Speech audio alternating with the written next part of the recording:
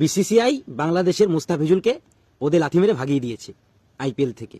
আর এটা বলা বাংলাদেশের পাবলিকের সহ্য হচ্ছে না। তা ভিডিও দেখতে দেখতে একটা কাগা আর একটা ভাসতে, তাদের দুটো ভিডিও পেলাম।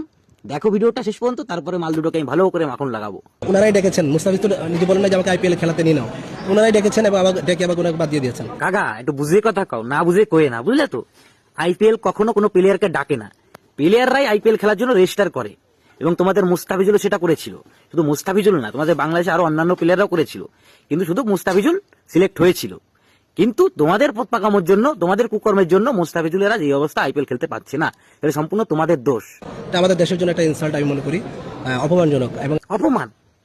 তোকে মান আছে? যার মান আছে তারই অপমান করা হয়। তোর তো মানই নাই রে তোকে বাংলাদেশে, তা অপমান কি আমবাই হবে?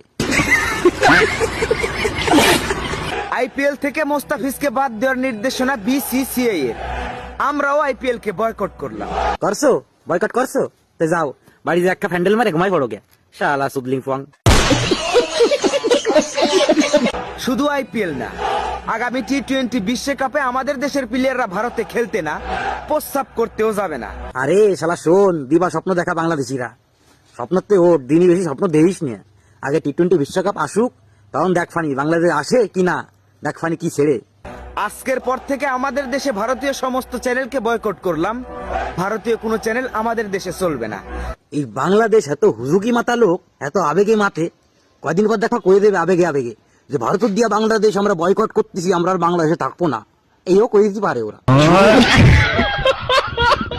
কারা যেন বলেছিল তারা আমাদের বন্ধু দেশ।